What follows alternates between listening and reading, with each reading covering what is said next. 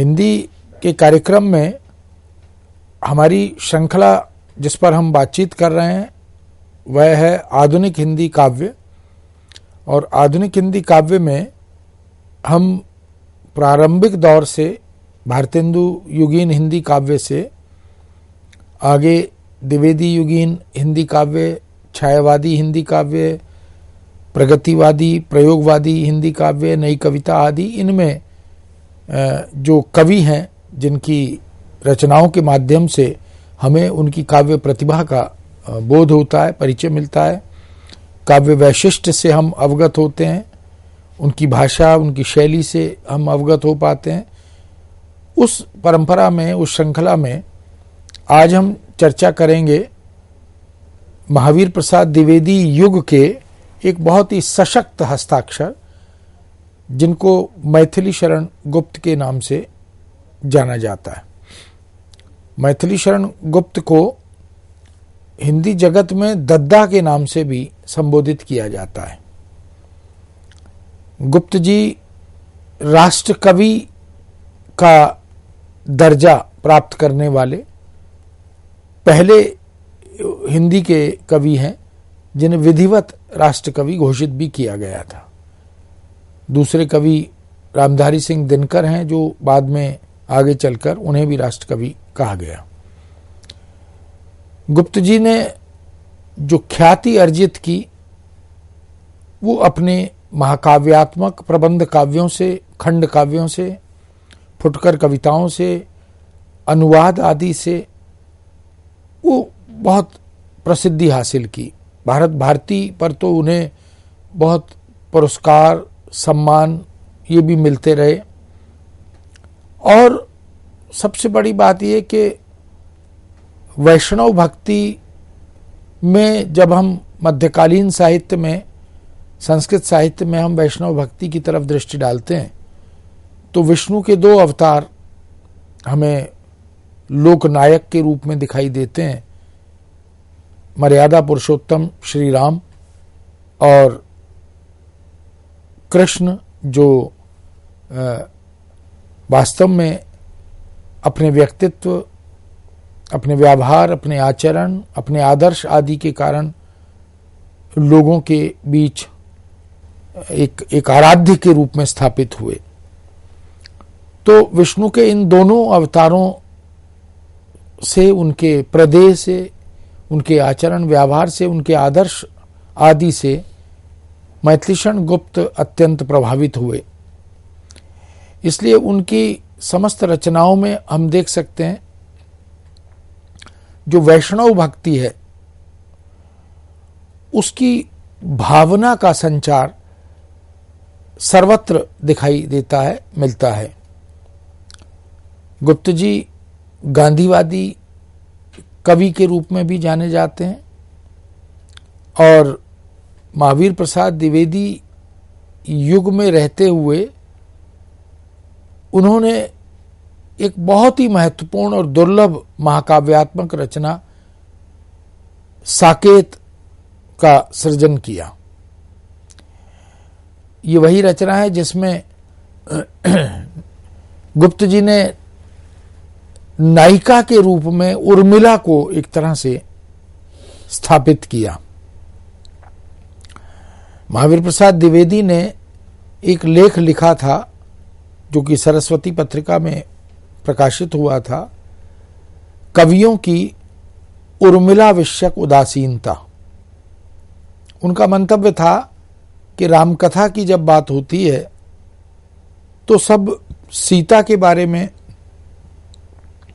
माताओं के बारे में, कैकेयी के बारे में या अन्य जो स्त्री पात्र हैं उनके बारे में तो चर्चा करते हैं, लेकिन जो त्याग है, जो साधना है उर्मिला की, उसकी अनदेखी कर देते हैं।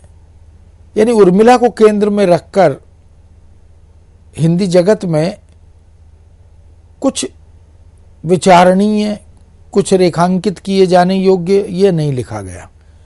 तो ये उनकी एक चिंता थी। उस लेख से गुप्त जी के प्रभावित होकर प्रेरित होकर दद्दा मैथिली शरण गुप्त ने साकेत महाकाव्यात्मक रचना की परिकल्पना की, उसका सृजन किया और उसमें उपेक्षित पात्र उर्मिला को केंद्र में लाकर खड़ा किया। उर्मिला के त्याग को उन्होंने वस्तुतः व्याख्यायित किया, उद्घाटित किया और बताया कि वो एक विराट व्यक्तित्व के रूप में रामकथा में विद्यमान रहती हैं और इसलिए उनके उस त्याग के प्रति, उनकी उस साधना के प्रति लक्ष्मण तो जो उनके पति थे वो तो अपने भाई और भाभी के साथ वन में अयोध्या से निकलकर वनवास में गए भी तो अपने पूज्य भ्राताश्री के चरणों में रहे, लेकिन उर्मिला अयोध्या में राजमहल में रहकर भी वनवास जैसा जीवन व्यतीत करती रहीं और उनकी तरफ लेखकों का, कवियों का ध्यान उतना नहीं गया। इसलिए साकेत में मैथिली शरण गुप्त ने उर्मिला को एक तरह से नायिका के पद पर आसीन किया। किंतु साकेत हम जानते हैं कि एक महत्वपूर्ण आधुनिक भक्ति काव्य है।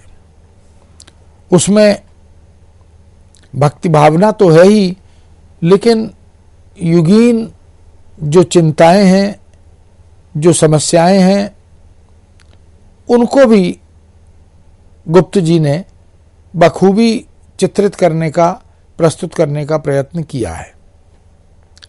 तो हम कह सकते हैं कि महावीर प्रसाद द्विवेदी युग के ये प्रतिनिधि कवि, जो कि राष्ट्र कवि के रूप में भी जाने जाते हैं, वो साहित्य की दुनिया में रसिकेश और मधुप नाम से भी लिखते रहे मैथिली शरण गुप्त, और उनकी लेखनी का, उनकी सृजन धर्मिता का लोहा हिंदी जगत में, भारतीय साहित्य जगत में सबने माना। वास्तव में वो आधुनिक हिंदी कविता के एक सशक्त हस्ताक्षर के रूप में हमारे बीच उपस्थित होते हैं और उनकी वैष्णव भावना के कारण उन्हें विशेष रूप से पहचाना जाता है। गुप्त जी को हम उनके जीवन शैली, रहन सहन, खान पान आदि और उनकी शिक्षा दीक्षा, उनके ज्ञान अध्ययन आदि के कारण, उनके व्यक्तित्व के रूप में, स्वभाव और प्रकृति के कारण जानते समझते हैं और उनकी रचनाएं, उनका कृतित्व, यह भी उनके वैष्णव भाव को प्रतिबिंबित करता है। मैथिली शरण गुप्त जी का जन्म 3 अगस्त 1887 में भांडेर से चिरगांव में आकर बसे राघव जी के प्रपौत्र के रूप में सेठ रामचरण के यहाँ चिरगांव में हुआ था। चिरगांव इस दृष्टि से बहुत प्रसिद्ध हो गया क्योंकि वहाँ गुप्त जी, मैथिली शरण गुप्त और उनके भ्राताश्री सियाराम शरण गुप्त, वो भी प्रतिष्ठित गांधीवादी साहित्यकार के रूप में जाने जाते हैं। गुप्त जी का निधन 12 दिसंबर 1964 को हुआ था। उनके पिता रामचरण थे और कनकलता, स्वर्णलता और हेमलता, इन उपनामों से वो कविता लिखते थे।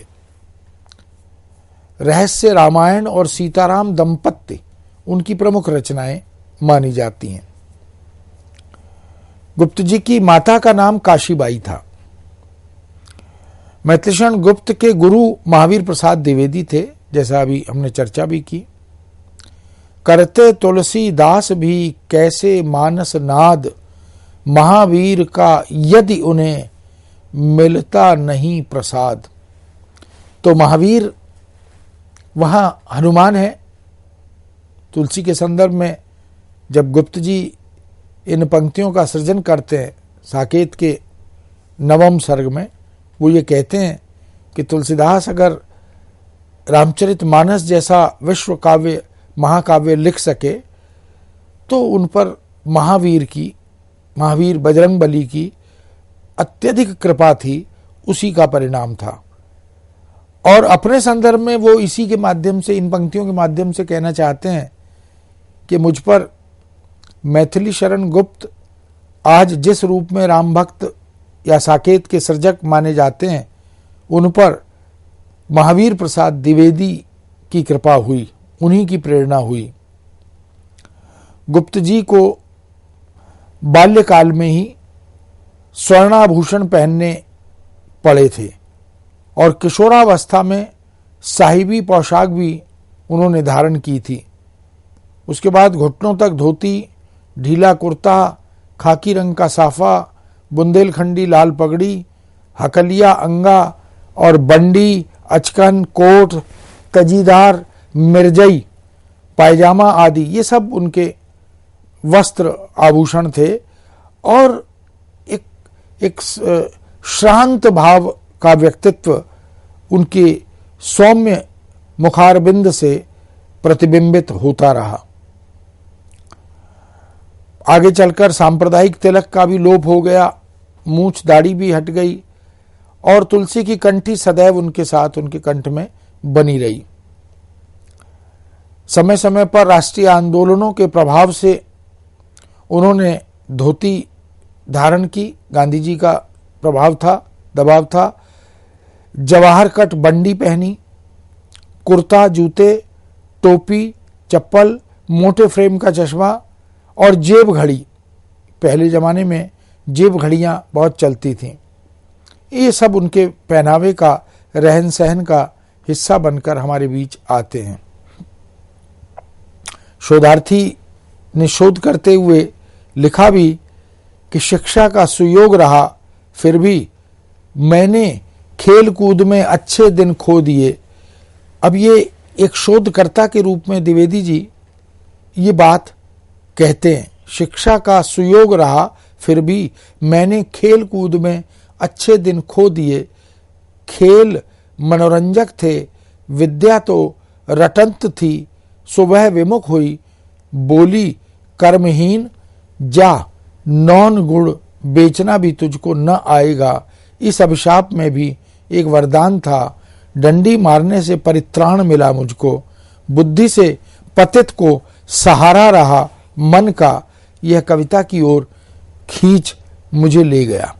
ये उन्होंने अपनी जीवन की परिस्थितियों को व्याख्यायित किया, उद्घाटित किया और बताया कि व्यापारी वर्ग का परिवार था और कैसे वो इन सब से दूर, इनसे परे साहित्य सृजन की दुनिया में, काव्य सृजन की, गद्य सृजन की दुनिया में आ गए। गुप्त जी जिन रचनाओं के कारण विश्व के श्रेष्ठ साहित्यकार के रूप में प्रसिद्ध हुए, उनमें प्रबंध काव्य भी है, यानी महाकाव्य भी है, खंड काव्य भी है, निबंध काव्य भी है जो कथाश्रित है, और स्वतंत्र रूप से निबंध आदि लिखने का काम भी उन्होंने किया है। गुप्त जी ने नाटक भी प्रचुर मात्रा में लिखे, मुक्तक रचनाएं लिखी और अलग अलग भावों की अनेक कविताओं का सृजन भी उन्होंने किया। गीति काव्य ये एक प्रकार की विधा है, जैसे प्रबंध काव्य होता है ऐसे गीति काव्य भी होता है। गीति काव्य गद्य रचनाएं, अनुवाद भी किए मैथिली शरण गुप्त ने और बहुत चर्चित अनुवाद उनके रहे। उन्होंने शेक्सपियर को भी अनुदित रूप में हिंदी में प्रस्तुत किया। गुप्त जी के विषय में समालोचक आचार्य प्रोफेसर सूर्य प्रसाद दीक्षित लिखते हैं कि गुप्त का काव्य राष्ट्र की अमर वाणी है। उनका संपूर्ण काव्य भारतीयता से ओतप्रोत है। उनके काव्य में संपूर्ण भारत का अंकन मिलता है। भारत की समस्त धार्मिक, सांस्कृतिक परंपराओं का काव्य लिखने का कार्य गुप्त जी ने किया था। वास्तव में मैथिलीशरण गुप्त भारतीयता के प्रतीक बनकर हमारे बीच में उपस्थित होते हैं। हालांकि मैथिलीशरण गुप्त के विषय में यह कहा जाता है एक भारतीय आत्मा, उन्हें यह कहकर संबोधित भी किया गया। लेकिन गुप्त जी ने अपने जीवन में, व्यवहार में, आचरण में, खान पान में और पहनावे में, रहन सहन में पूरी तरह विशुद्ध भारतीय संस्कृति को आत्मसात किया, उसी से ओतप्रोत रहे और समस्त जो धार्मिक सांस्कृतिक परंपराएं हैं उनका अनुसरण करते रहे, अनुपालन करते रहे। डॉक्टर कमलकांत पाठक ने भी लिखा कि विविध धर्मों, संप्रदायों, मतांतरों और विविध संस्कृतियों के प्रति सहिष्णुता की भावना गुप्त जी के काव्य की विशिष्टता है। झनकार वैष्णव भावना से ओतप्रोत गीत काव्य का सुंदर दृष्टांत है। ऐसे बहुत से ग्रंथ हैं जहां पर हम गुप्त जी की वैष्णव भावना का दर्शन करते हैं, अनुभव करते हैं। मैथिलीशरण गुप्त की महत्ता इस बात में भी है कि व्यापक आलोचकीय अनिच्छा के बावजूद वे आधुनिक काल के एक बड़े कवि हैं। उनकी लोकप्रियता के कई कारण गिनवाए जाते हैं, जैसे सीधी सरल भाषा, पौराणिक आख्यान, व्यापक हिंदू नैतिक मूल्यों का समर्थन और राष्ट्रीय विचारधारा की अभिव्यक्ति। डॉक्टर रामस्वरूप चतुर्वेदी ने गुप्त जी के इन गुणों को, इस वैशिष्ट्य को रेखांकित किया।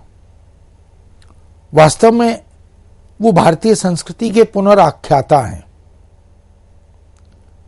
और उमाकांत गोयल जी ने इसे अपने प्रबंध काव्य में इसी शीर्षक से सिद्ध भी किया है। नैतिक दृष्टि से जिन मूल्यों की प्रतिष्ठा, भारतीय पारंपरिक मूल्यों की प्रतिष्ठा गुप्त जी करते हैं, इससे भी ज्ञात होता है कि वो राष्ट्रीय सांस्कृतिक दूत बनकर हमारे बीच आते हैं। उनकी विचारधारा में देश सर्वोपरि रहता है, राष्ट्र की मान्यताएं सर्वोपरि रहती हैं। इसलिए उन्हें वैष्णव भक्त के रूप में, वैष्णव भावना से ओतप्रोत व्यक्तित्व के रूप में देखा जाता है, समझा जाता है। वैष्णव शब्द विष्णु से बना है, विष्णु से संबंधित, तो विष्णु शब्द के साथ अणु प्रत्यय के योग से वैष्णव शब्द बना है। और बहुत से कोश ग्रंथों में वैष्णव पद का अर्थ विष्णु का उपासक, विष्णु मंत्रोपासक, विष्णु भक्त, विष्णु संबंधी, ऐसे अनेक रूपों में वैष्णव शब्द की व्याख्या की गई है। कुल मिलाकर जो विष्णु के उपासक थे, जो विष्णु अवतारों की भक्ति करते थे, उन्हें वैष्णव कहा जाता था। मध्यकालीन हिंदी काव्य में हम देख सकते हैं कि एक वैष्णव संप्रदाय भी था, जहां राम की भक्ति, राम के परिवार की भक्ति, इसी तरह कृष्ण की भक्ति और कृष्ण के परिवार की भक्ति, इसकी एक सशक्त और सुदीर्घ परंपरा हमें मिलती है। मध्यकाल में शैव भक्त हुए जो शिव के उपासक थे, शाक्त भक्त हुए जो शक्ति के नवदुर्गा आदि अवतारों के उपासक थे, इसी तरह वैष्णव भक्त हुए जो विष्णु के यानी राम और कृष्ण के उपासक थे। वैष्णव संप्रदाय को जब हम देखते हैं तो रामानुज संप्रदाय 11वीं शताब्दी में उसका आगमन हुआ था। माधव अथवा आनंदति संप्रदाय 11वीं शताब्दी में, निम्बार्क संप्रदाय 12वीं शताब्दी में, नामदेव और तुकाराम आदि का जो संप्रदाय था वह 13वीं शताब्दी में, कबीर 15वीं शताब्दी में, वल्लभाचार्य 15वीं शताब्दी में, चैतन्य भी 15वीं शताब्दी में और तुलसीदास 16वीं शताब्दी में।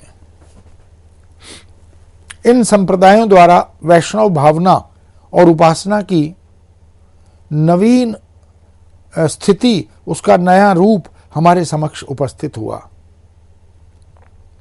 आधुनिक हिंदी साहित्य में मैथिलीशरण गुप्त के काव्य में वैष्णव भावना विशेष रूप से दृष्टिगोचर होती है। यूं तो विष्णु की भक्ति आदिकाल, भक्तिकाल, रीतिकाल और आधुनिक काल में प्रचुर मात्रा में दिखाई देती है, लेकिन गुप्त जी को विशेष रूप से वैष्णव भक्त के रूप में समालोचकों ने, इतिहासविदों ने अंकित किया, चित्रित किया। सांस्कृतिक मनोभावना गुप्त जी के काव्य की एक बड़ी विशेषता है। उनका काव्य विशेष रूप से भारतीय संस्कृति से संबद्ध है। वो भारत भारती के माध्यम से हम कौन थे, क्या हो गए और क्या होंगे अभी, आओ बैठें विचारें, ये समस्याएं सभी, जब इसकी बात करते हैं, उस गौरवशाली जो सोने की चिड़िया और दूध की नदियां बहने वाला देश भारत था, उसके गौरवशाली अतीत का स्मरण करते हैं और वर्तमान की चिंता करते हुए कि हम क्या हो गए, हम कौन थे, क्या हो गए।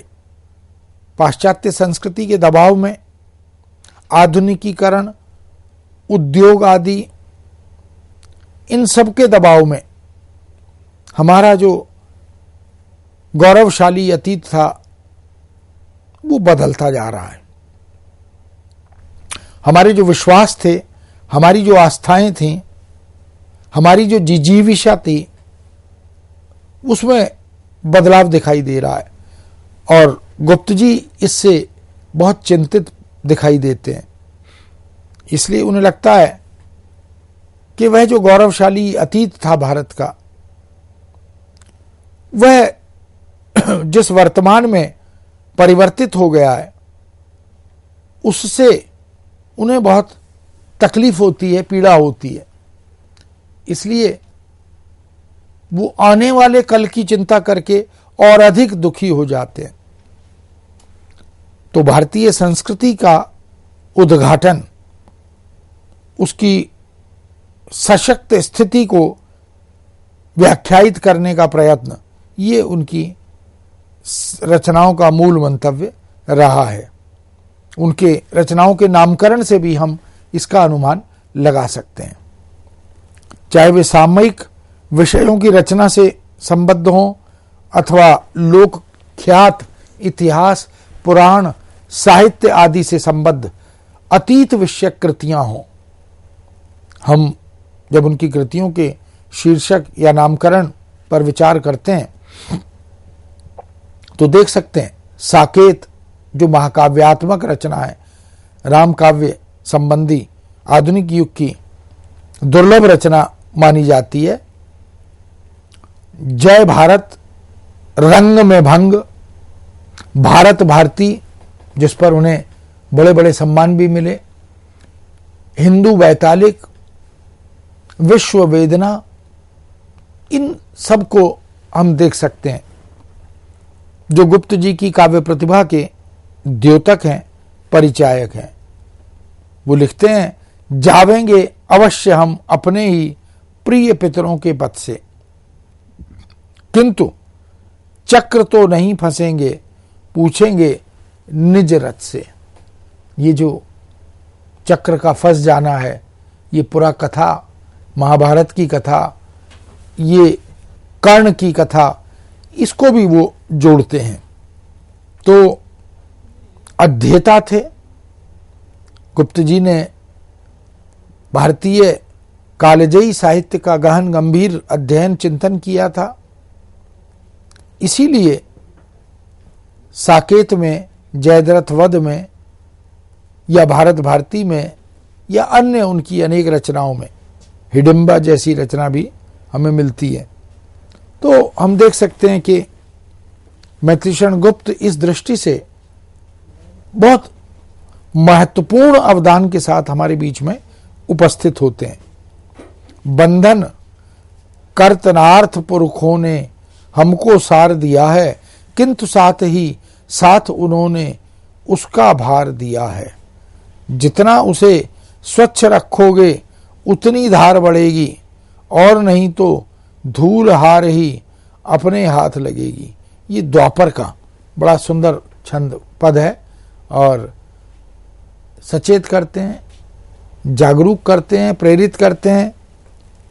द्वापर हो, जयद्रथ वध हो, या साकेत हो, या अन्य रचनाएं हों, उन सब में हम देख सकते हैं कि गुप्त जी ने बड़े मनोयोग से विष्णु के अवतारों को स्तुत्य मानते हुए, उनकी भक्ति करते हुए वैष्णव भक्ति भावना को केंद्र में रखकर अपनी बात को आगे बढ़ाया।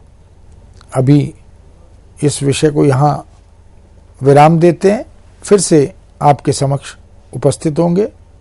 आज्ञा दीजिए। नमस्कार।